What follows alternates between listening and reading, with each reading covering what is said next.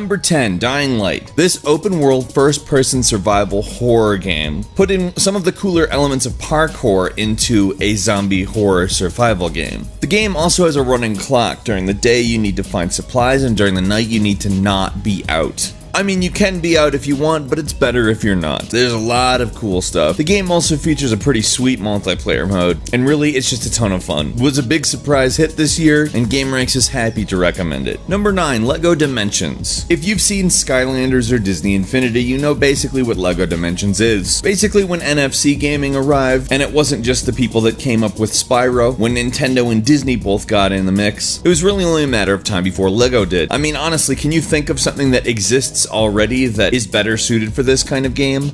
I can't. And frankly, the game itself is a lot of fun. Number 8, Mad Max is an open world game reminiscent a little bit of Red Faction Guerrilla if you ever played that. It is perhaps one of the prettiest games ever to feature exclusively a desert environment of all time. It has a fairly basic plot, but the game itself plays so well, it's very forgivable. And just to put things in perspective, really the game is fun. That's kind of the important thing, is it not, when playing video games? I always thought so. It does a very good job of capturing the feel of Mad Max and giving it to you in an open world game. It was kind of passed over a little bit by reviews, but I've played it quite a bit personally, and I have to say I enjoy it. Number 7, Axiom Verge. This game, well, let's just put it this way. If you've been aching for some Metroid, specifically some Super Metroid, but you didn't want to play the game again because you've played it 400 times and basically have it memorized, but haven't played Axiom Verge, what are you doing? This is perhaps the best Metroidvania game to come out since Metroid and Castlevania. I mean, seriously, what a fantastic game. The controls are tight, the level design is amazing, and truthfully, you're not going to beat this as far as anything that even vaguely resembles Metroid. No joke, if Nintendo ever gets back to making 2D Metroid games, this is the one to beat. Number 6, Bloodborne. Now, what can be said about Bloodborne that hasn't already? You know exactly what this game is. It's essentially a faster-paced Dark Souls. It's also a very gory game, a very hard game, and a game that probably single-handedly asks more of the player than anything similar to it by any other developer.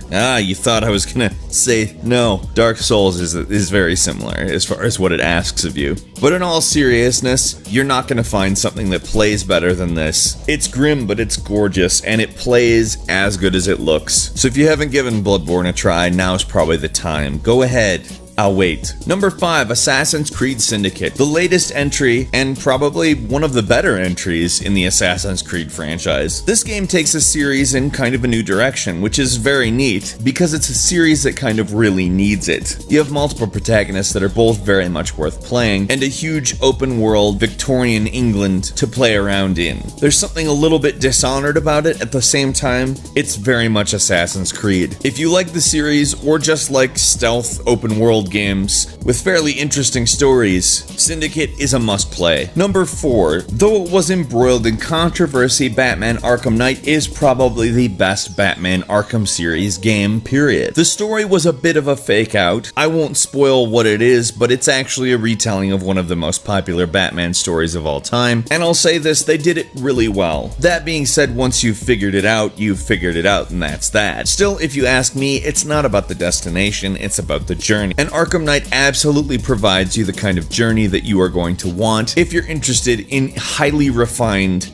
incredibly fun video games. Number 3, if you don't see Just Cause 3 as one of the most highly anticipated games of the year, period, then let me see if I can get you interested from the action-adventure perspective. You're given a near unlimited amount of options as to what you want to do in this game. Yes, there's a story, but I'm sure, as with Just Cause 2, it's not that important. Just Cause has always been about the carnage and seeing how far you can take it. Just Cause 3 looks like it is going to be the absolute definitive wild carnage game of this generation, at least so far. I'm incredibly excited for it. Number 2, Rise of the Tomb Raider. Now, if you didn't play the Tomb Raider reboot, I would highly recommend it. What Uncharted did with what Tomb Raider brought to the table, the Tomb Raider reboot does with Uncharted. Essentially, this is an extremely refined, beautiful, incredibly fun, third-person action-adventure game. If you like Uncharted, if you like the original Tomb Raider, and you're excited for where the Tomb Raider reboot goes, which frankly took the series in every direction it needed to, and gave you an incredibly fun game, I'm excited for this. I'm a huge Tomb Raider fan, and frankly the reboot only served to whet my appetite. Bring more Tomb Raider. And finally, the number 1 action-adventure game of the year happens to be probably the number 1 game of the year as well. Metal Gear Solid 5: The Phantom Pain is frankly a masterpiece. There's been some controversy involving choices that Konami forced on Hideo Kojima during the development of this game, but frankly, as far as gameplay and game world, this is by far the best Metal Gear game ever made and one of the best games ever made. This game is a frigging triumph, and you owe it to yourself to play it. It's amazing, and I can't stress that any more or any less. It is amazing.